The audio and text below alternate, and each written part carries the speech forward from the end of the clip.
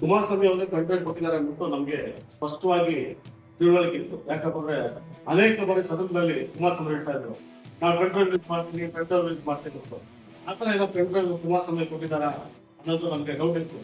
ಇವತ್ತು ಕುಮಾರಸ್ವಾಮಿ ಹೇಳಿರ್ತಾರೆ, ಕಂಟ್ರೋಲ್ ನಾನು ಕೊಟ್ಟಿಲ್ಲ, ಕಾಂಗ್ರೆಸ್ ಪಕ್ಷದವ್ರು ಕೊಟ್ಟು ಅಂತ. ಕಾಂಗ್ರೆಸ್ ಪಕ್ಷದವ್ರು ಕಂಟ್ರೋಲ್ ಕೊಟ್ಟ ಇಲ್ಲ ಅನ್ನೋದು ಇಂಪಾರ್ಟೆಂಟ್ ಅಲ್ಲ. ಕಂಟ್ರೋಲ್ ವಿತ್ ಸಬ್ಜೆಕ್ಟ್ ಏನು, ಇವ ಅಣ್ಣನ ಮಗ ಎಷ್ಟು ಚೆನ್ನಾಗಿ ಅದರಲ್ಲಿ ಲೈಂಗಿಕ ಸಬ್ಜೆಕ್ಟ್ ಇನ್ವಾಲ್ವ್ ಆಗಿದ್ದಾರೆ ಅಂದ್ಬಿಟ್ಟು ಅದ್ರ ಬಗ್ಗೆ ತನಿಖೆ ಮಾಡಿಸ್ಬೇಕು. ಅದ್ರ ಬಗ್ಗೆ ಆರೋಪನ ನೀವು ಹೇಳೋ ಕೊಟ್ಟಲ್ಲಿ ಕಂಟ್ರೋಲ್ ಯಾರು ಕೊಟ್ಟು ಅನ್ನೋದು ನಿಮ್ಗೆ ಅಗತ್ಯನೇ ಇಲ್ಲ. SIT ಅಲ್ಲಿ ಇವತ್ತು ಇನ್ವೆಸ್ಟಿಗೇಷನ್ ನಡೀತಾ ಇದೆ. SIT ಅವರಿಗೆ ತನಿಖೆ ಮಾಡೋದಕ್ಕೆ ಪ್ರವೇಶಿಸಿದ್ರೆ ಅದು ಮಾತ್ರ ಸಾಕಾಗಿದೆ. ಆದ್ರೆ ಬಿಜೆಪಿ ಲೀಡರ್ ಒಬ್ಬರು ಇದ್ರ ಬಗ್ಗೆ ಯಾರು ಮಾತಾಡ್ತಾ ಇದೆ. ಯಾವುದೇ ಒಂದು ಸ್ವಲ್ಪ SIT ಕೊಟ್ಟ ತಕ್ಷಣ CBI ಕೊಡ್ಬೇಕು ಒತ್ತಡ ಮಾಡೋರು ಬಿಟ್ರು. ಆ ಒತ್ತಡ ಇಲ್ಲ.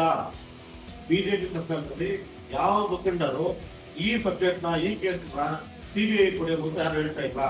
ಯಾಕೆ ಹೇಳ್ತಾ ಇಲ್ಲ ಅಂತ ನಮ್ಗೆ ಗೊತ್ತಿಲ್ಲ. ಅವ್ರು ನಾನು ಈ ಸ್ವಲ್ಪ ಕೇಳ್ತಿದ್ದೆ, ಈ ಸಬ್ಜೆಕ್ಟ್ ಈ ಕೇಸ್ ನ SIT ತನಿಖೆ ಮಾಡಿರೋದು ಸರಿಯಾಗಿದೆಯಾ ಅಂತ ಅವರು ಸ್ಪಷ್ಟತೆ